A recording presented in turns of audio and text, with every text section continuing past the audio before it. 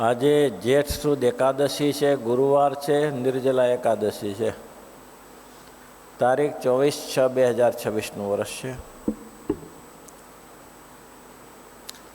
કાલના પ્રસંગે કીધું કે ભગવાન સંબંધી જે ક્રિયા કરીએ તે બધી નિર્ગુણ છે. ભગવાનના સંબંધિત રહિત જે ક્રિયાઓ છે તે સગુણ છે. ભગવાન સંબંધી જે ક્રિયાઓ કરી, ફૂલહાર પૂરવો, આગા વસ્ત્ર ધારણ કરાવવો, ભોજન સરસ થાળ ઠાકોરજીને ધરાવો, પછી જે ઠાકોરજીના થાળ થયેલા સ્વાદિષ્ટ તમે જમો તોય પણ તમને બંધન નથી, કારણ કે ભગવાનનો પ્રસાદ લ્યો છો. પછી તમે એવું ના વિચારો કે આજે બહુ સ્વાદુ ભોજન મળી ગયું છે. ના ના, આજે ભગવાનનો પ્રસાદ મળી ગયો છે, બહુ સરસ છે. એકાદશીનો દિવસ હતો.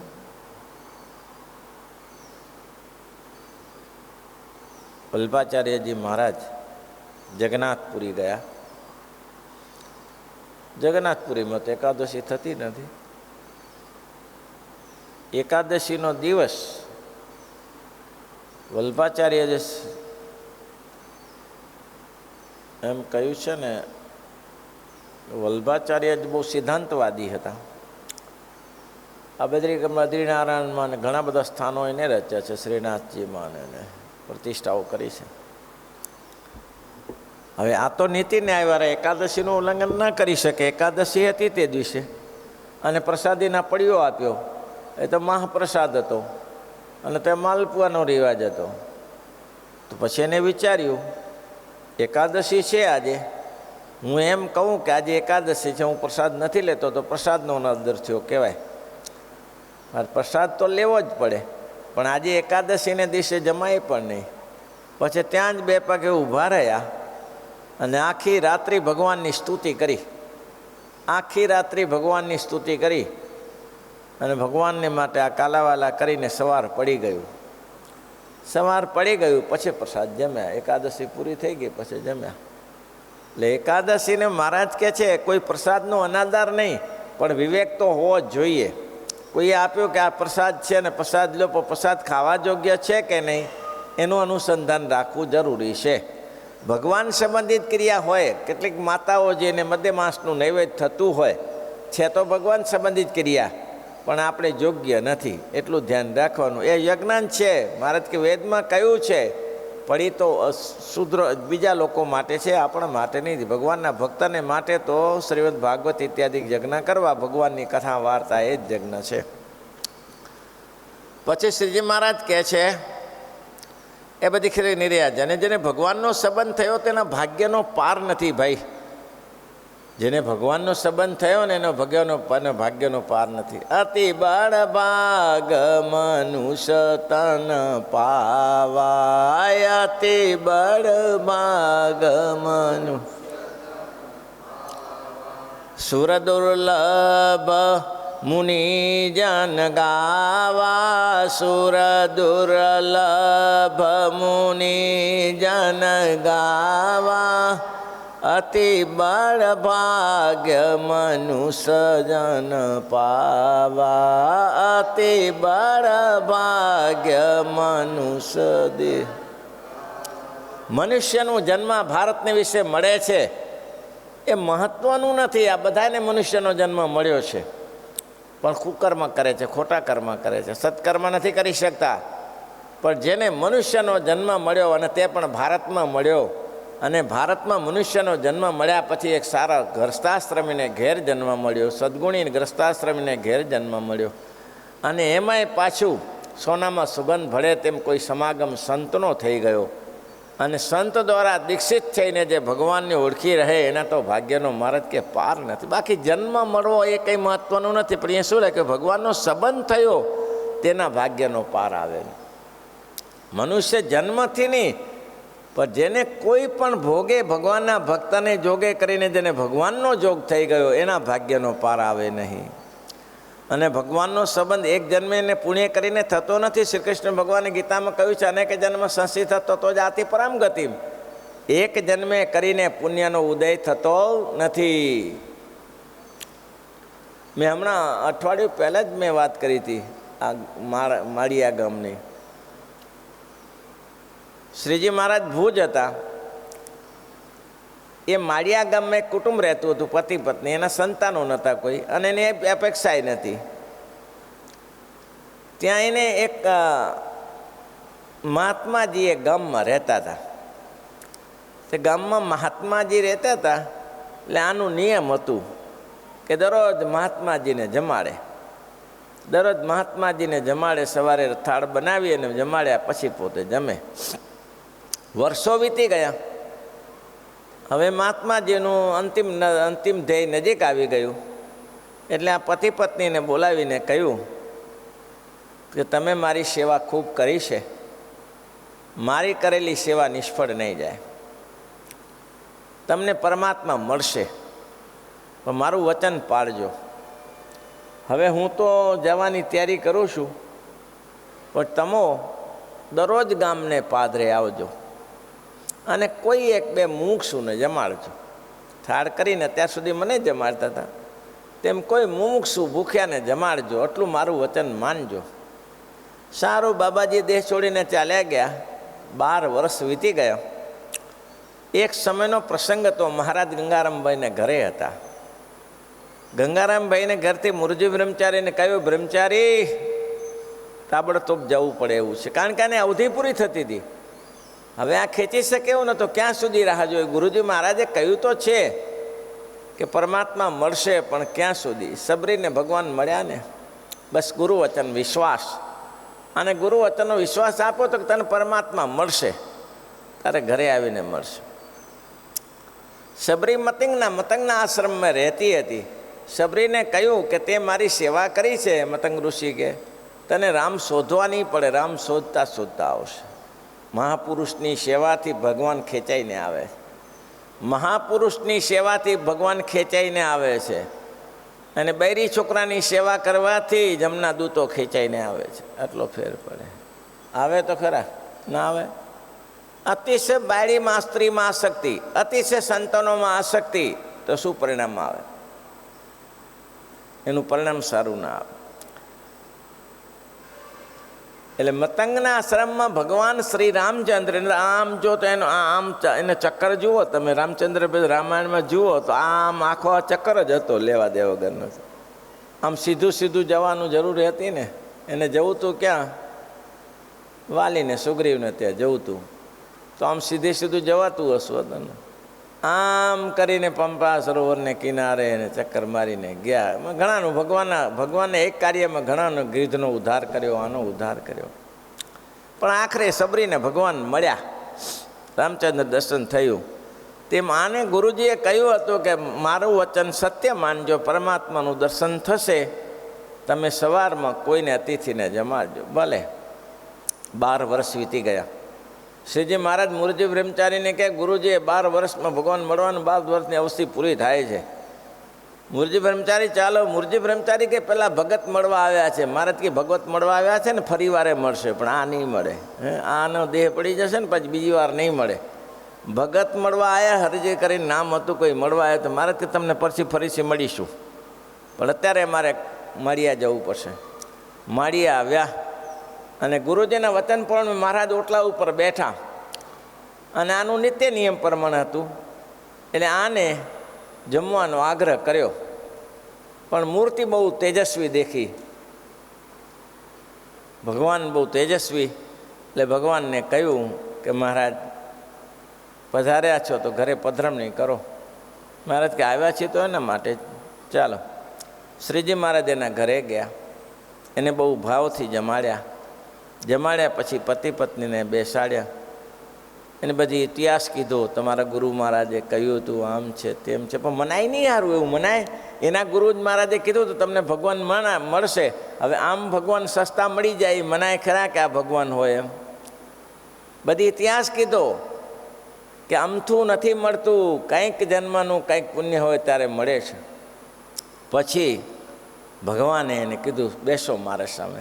બંને જણા બેઠા ભગવાન સન્મુખ, અને ભગવાને પોતાનું દિવ્ય દર્શન આપ્યું, અને પોતે 12 વર્ષથી તપ કરે છે એ બતાવ્યું કે પોતે 12 વર્ષથી નિષ્ઠિય વ્રત બ્રહ્મચર્ય વ્રત પાડીને ભગવાન મેળવવા માટે તપ કરે છે. ભગવાન મેળવવા માટે એટલા સહેલા નથી. એટલે મહારાજ કહેતા અનેક જન્મ સંસિદ્ધ તત્વ જાતિ પરામ ગતિમ, કેટલા જન્મનું પુણ્ય ઉદો થતું આ સત્સંગ આપણે મળ્યો છે એ આપણા ભાગ્યનો પાર નથી. પણ આપણે ક્યાં ખબર પડે છે, ભાજી મૂળામાં છે કે આવું તો હોય.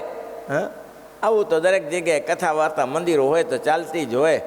પણ તારું ભાગ્ય ફૂટેલું છે ભાઈ, કથા ચાલતી હોય પણ કથા ઉતારવી તારી જવાબદારી છે. એવું છે. વૃંદાવનમાં લાલાબાબુ પોતાનો ઇતિહાસ કહે છે. વૃંદાવનમાં લાલાબાબુ મંદિર છે હજી. આપણે જ્યારે જઈએ ત્યારે લાલાબાબુના મંદિરે જઈએ છીએ. સરસ મંદિર બનાવ્યું છે. લાલાબાબુ મૂળ કલકત્તાના, મૂળ એનું નિવાસસ્થાન કલકત્તા. પછી એક દિવસ પોતે ગંગા નદીને કિનારે સ્નાન કરવા ગયેલા. ત્યાં કઈ બ્રહ્મપુત્રા નદી છે કઈ છે, ત્યાં સ્નાન કરવા ગયેલા.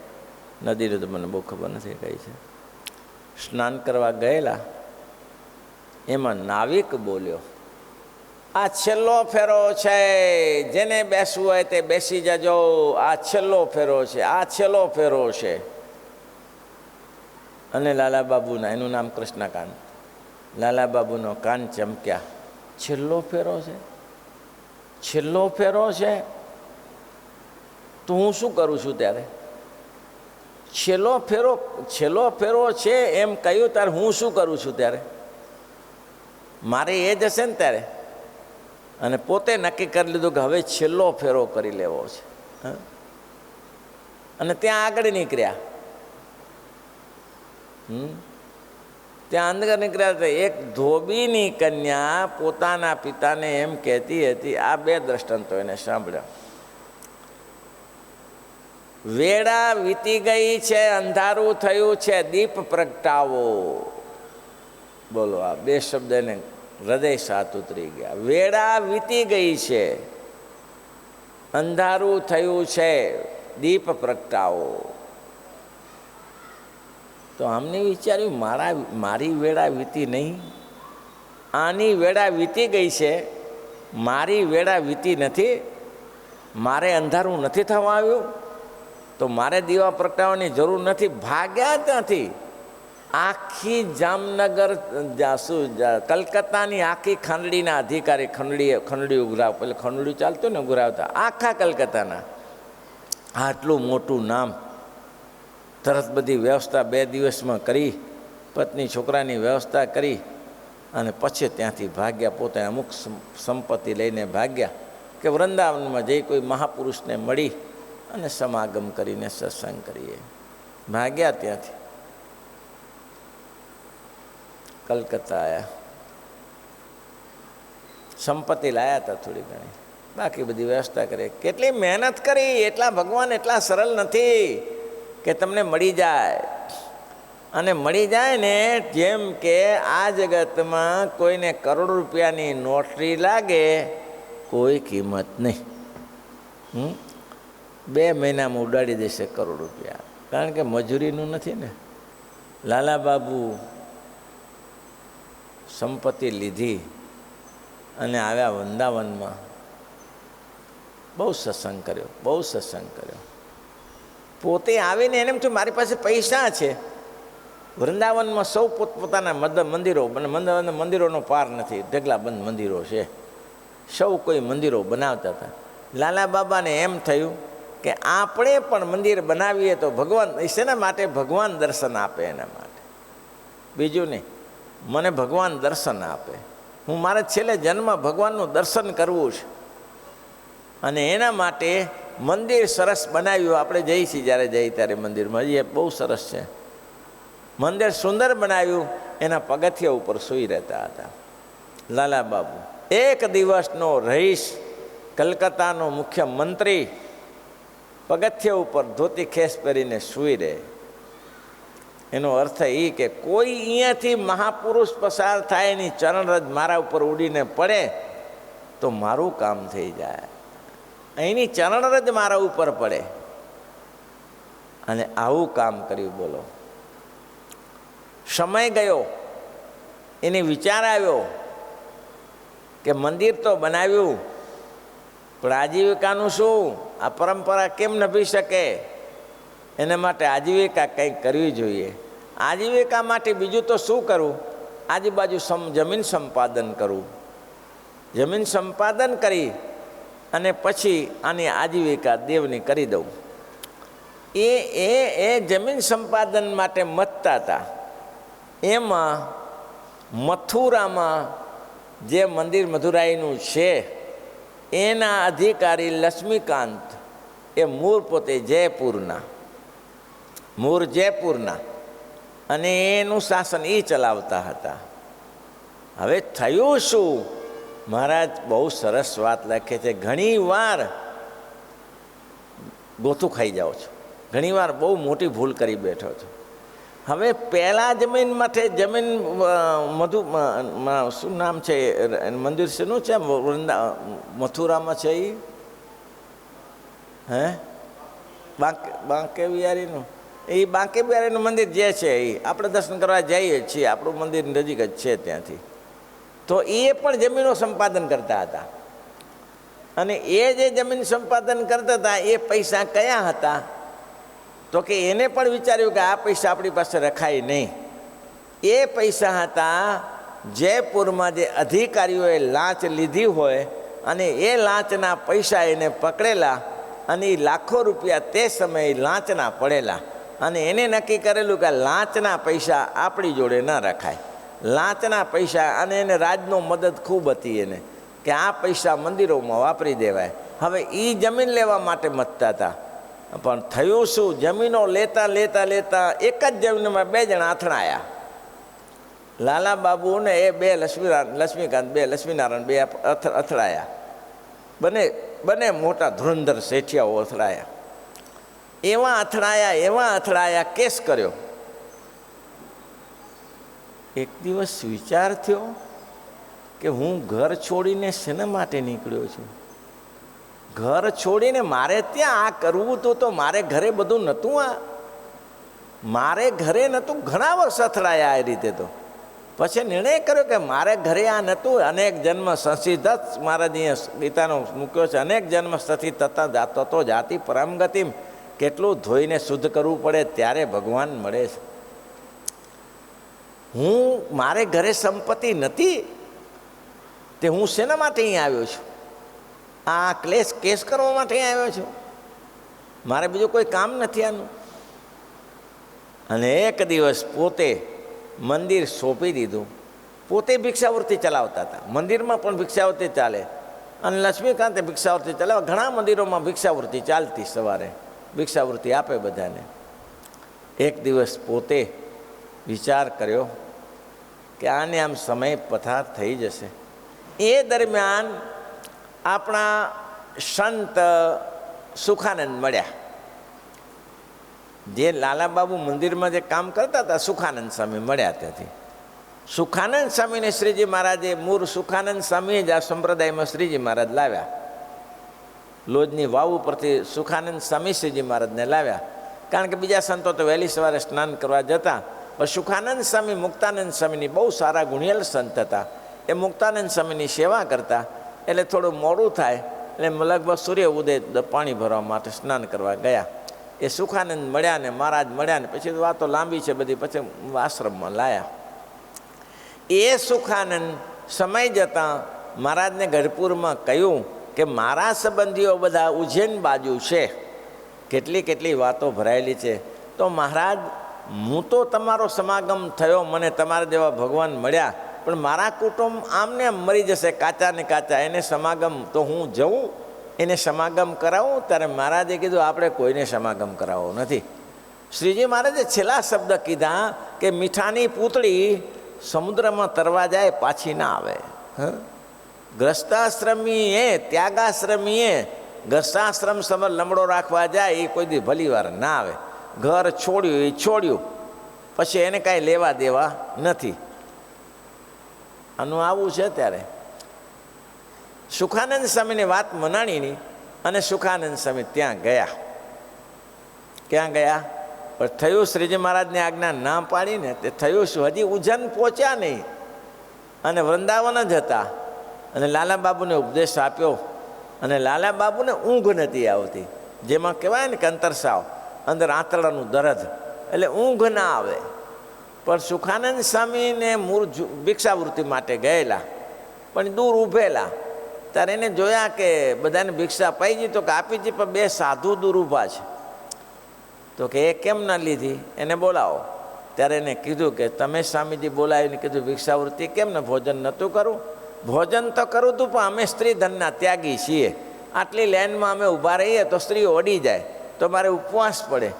તમે સ્ત્રીધનના ત્યાગી છો અને આ કડીકાળમાં એવું થાય છે, સ્ત્રીધનના સાધુ મળે છે? તો કે અમે મારા સ્વામિનારાયણ આશ્રિત છીએ. સ્વામિનારાયણનું નામ લીધું ને, પોતે કથા સાંભળતા હતા, સ્વામિનારાયણનું નામ લીધું તે ઊંઘી ગયા ઘસઘસાટ. ત્યાં સુધીને ઊંઘ નથી આવતી, ઘસઘસાટ ઊંઘી ગયા. 3 કલાક ઉઠ્યા, ઊભા થયા, પગે લાગ્યા કે મહારાજ મને તમારે શરણ મળ્યો. તો કે શરણમાં જ છો, શરણમાં તો પુરુષોત્તમ નારાયણ રાખે. તમારે જો ઈચ્છા હોય તો તમે અત્યારે ગુજરાતમાં જાઓ અને સ્વામિનારાયણ ભગવાનનો ભેટો કરો. લાલા બાબુ કે સ્વામી અત્યારે ઉપાધિઓ વધારે છે, પણ એક કામ કરો, જો સ્વામિનારાયણ ભગવાન અહીંયા આવે તો હું જેટલો ખર્ચ થાય એટલો કરું. મારે ખર્ચની તકલીફ નથી, પણ હું અહીંયા અત્યારે જઈ નહીં શકું. અને તે જ ઘડીએ સુખાનંદ સ્વામી 2 ચેલાઓ કરેલા હતા. એ ચેલાઓ તાકાત તો જોઈ, સંતની વાણી સાંભળીને 2 જુવાનો સાધુ થઈ ગયેલા અને શાસ્ત્રી થયા. અને લાલા બાબુએ એને કહ્યું કે તમે જાઓ છો ગુજરાત તો મારી અત્તરની શીશી, એમને પહેલાં સોનું ચાંદી આપી. તો સુખાનંદ સ્વામી આને શું કરું, આ તો ચોર અમને મારી નાખે. સોના ચાંદી લઈને અમે ત્યાં જઈએ, ક્યાં નજીક હતું, એ તો અમને મારી નાખે. પછી કંઈ નહીં, કે અત્તરની શીશી મોટી આપી. અને એમાં પછી સ્વામી સુખાનંદ સ્વામી માટી ચડાવી દીધી ઉપર, કે કોઈને ખબર ના પડે.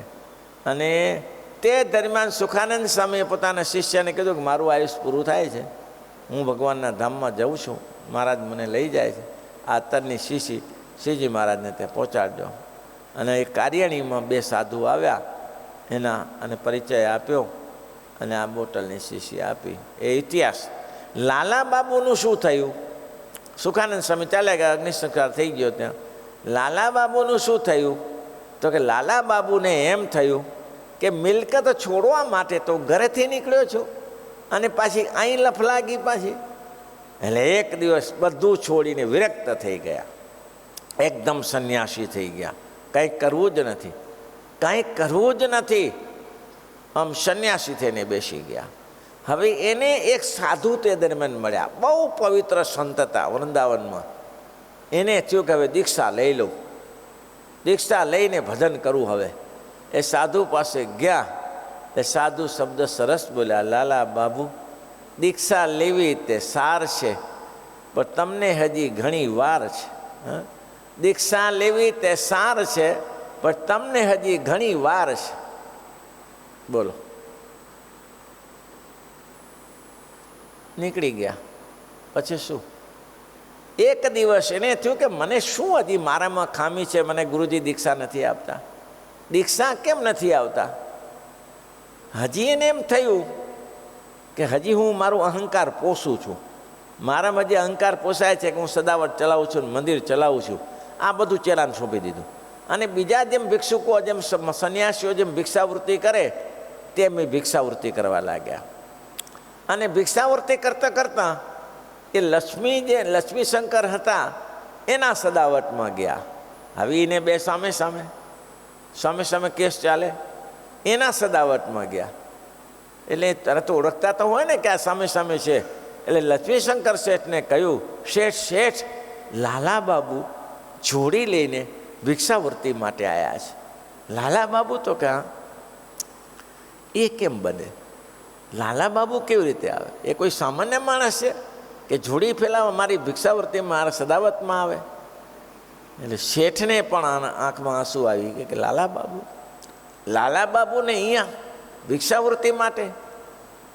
લાલા બાબુને કહ્યું, લાલા બાપુ આપણે ભિક્ષા ન લેવાય, આપણે આવો અંદર બેસી ભોજન કરીએ, સાથે બેસીને જમીએ. લાલા બાબુ કીધું એ નહીં બને, હવે મેં ત્યાગી દીધું છે, હવે કોઈના સદાવતમાં જઈને બેસીશ નહીં, બસ મને ભિક્ષા આપી દો, હું ચાલ્યો જાઉં અહીંથી. એના જે લક્ષ્મીશંકરના શિષ્યો પણ અચંબામાં પડી ગયા કે આવું છોડી દેવાય. આને છોડી દીધું. બિલકુલ આમ જેને કહેવાય ને બધું વિરક્ત થઈને બેઠા, વિરક્ત થઈને બેઠા. અને પછી લાલા બાબુ પોતે ગુરુજી પાસે ગયા.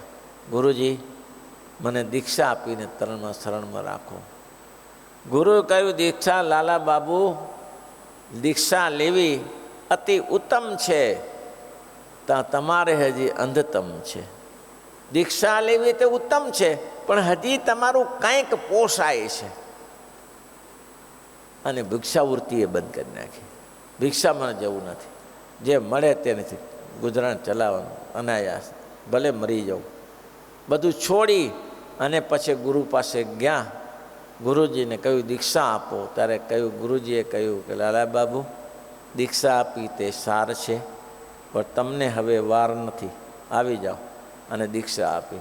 આ દીક્ષા લીધા પછી પહેલો જ દિવસ હતો.